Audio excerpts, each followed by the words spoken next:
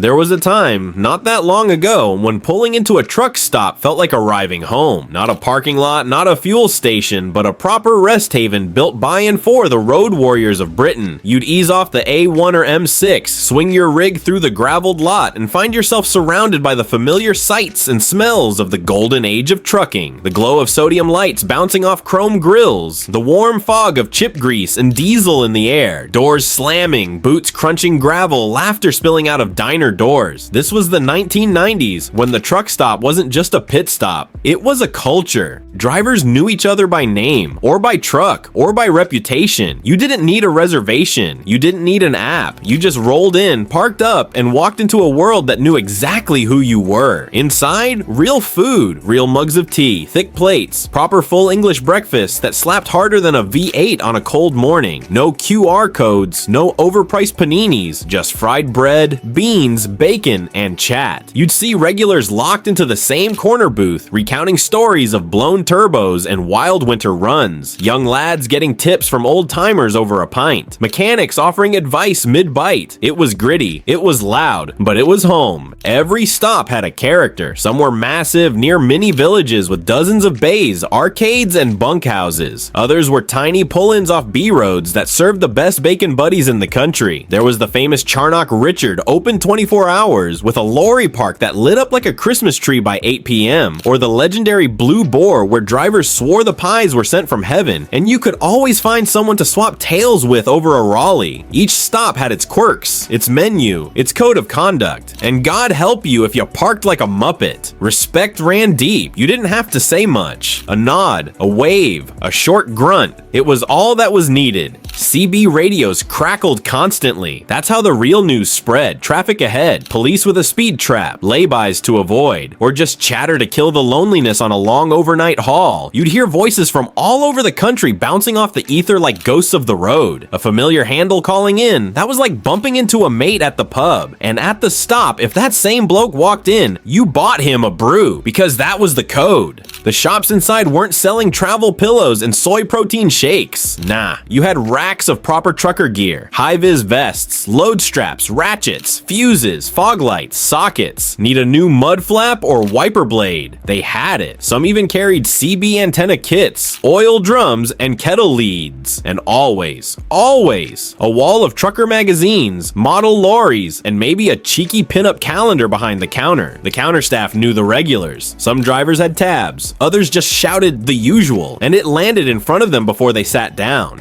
And the parking lots? Like an unofficial car show every single night. Rows and rows of ERF-ECS, Scania 143s, Volvo FL10s, Fodens, Leyland DAFs. You'd walk the rows just to admire the polish on someone's bumper or the custom curtains in a mate's cab. Drivers kept them spotless, even on the roughest runs. It was pride, plain and simple. You knew who was who just by how their lorry looked in the lot. And if a newcomer pulled in with a clean rig and a respectful attitude, he was welcomed fast. There was a rhythm to it. Park, eat, clean, sleep, repeat. Some blokes stayed overnight, some just for a shower and a bite. But everyone who stopped shared the same space, the same energy. It didn't matter if you were hauling timber from Scotland or frozen goods from Kent. The stop was the great equalizer. 1 minute you were knackered, eyes heavy. The next, you're wide awake hearing about a snowstorm on the Pennines or a near miss on the M25. That's how the job passed. That's how the bonds were made. But slowly, things began to change. Not overnight, just quietly. One stop closed, then another got sold to a chain. Prices went up, food quality dropped, booths were replaced with plastic tables. The jukebox got pulled, the CBs went quiet, phones came out, eyes down, and just like that, the soul started leaking out of the walls. Drivers started eating in their cabs, sleeping in laybys. Apps told them where to stop, how long to rest, and what to eat. The old diesel-scented community became silent. That golden era? It's not just nostalgia, it really existed. And if you were lucky enough to roll through those nights, hear the laughter, and bite into a greasy spoon fry-up while someone told you how he once blew his clutch outside Carlisle and fixed it with fence wire and willpower, then you remember exactly what made it magic. The soul didn't vanish overnight, but you could feel it slipping away every time a new motorway service area opened with sterile lighting, touchscreen menus, and security guards watching your every move. The truck stops of the 2000s became more about surveillance than service. They fenced off the lots, put time limits on parking, took out the jukebox, and plugged in branded coffee machines instead. Suddenly, everything was franchise approved, sanitized, overpriced, and utterly forgettable. Gone were the walls filled with Polaroids of regulars, and in their place, brushed aluminium and fake wood paneling. You used to get a nod from the kitchen when you walked in. Now you get a receipt and a buzzer. Where's the bloke behind the counter who remembered your name and your last route? Replaced by a teenager asking if you want oat milk. The culture that once made the truck stop a sanctuary for the tired and battle-worn got buried under lease agreements and corporate logos. The food changed too, and not for the better. No more fat chips drowning in gravy or bacon fried till it crackled. You were lucky if the microwave was working and your meal didn't come in a plastic tray. Suddenly, truckers were sitting in their cabs eating cold sandwiches from a supermarket instead of sharing a plate and a chat in a proper mess room. The sense of belonging vanished. You weren't a road warrior anymore.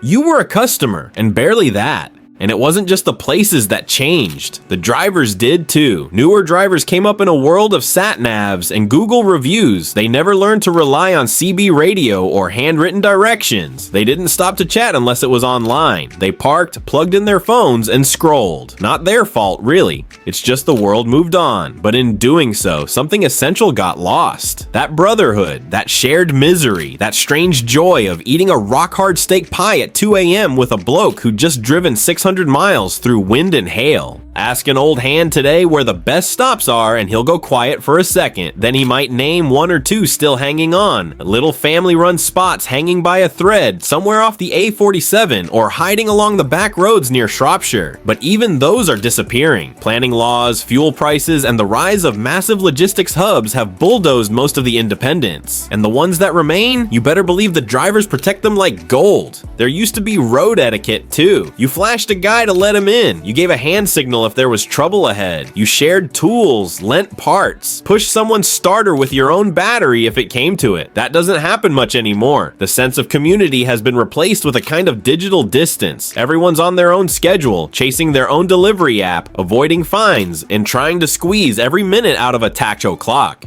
But here's the thing, talk to any old driver and he'll tell you the road felt different back then, more alive, more human. You weren't just a cog in a logistics machine. You were part of a living, breathing network of people who had each other's backs. Truck stops weren't just places to refuel the tank, they refueled the soul. You rolled in low on diesel and morale and left with a full stomach and a better mood. That's not something you can replace with a self-checkout and a Greg's sausage roll. The wild part is, many of those old FL10s and ERFECs are still out there, tucked away in yards, brought to shows, polished to a shine. But the places they used to park, the memories they carried, the long lines of clean Stobarts under orange glow lamps, and the smell of Sunday roast cooking in the back kitchens, that's all fading. You can't recreate that with Instagram posts or vintage filters. It was real, it was raw, and it's almost gone. Some younger truckers try to revive it. You'll see little meetups now and then, classic lorry gatherings, CB revival nights, charity convoys, and when they happen, it's like time rewinds. You hear the old school horns, you see boots kicking the tires, you smell the fried onions from the burger van. For a brief moment, the golden age lives again, but it's a flicker, not a flame. If you're one of the lucky ones who lived it, count yourself blessed. And if you're hearing this and wondering what it was like, imagine the kind of place where strangers felt like mates, where every rest stop felt earned, and where a truck's shine said more than a business card ever could. That was truck stop culture in the 90s, and once you felt it, nothing else ever quite compares.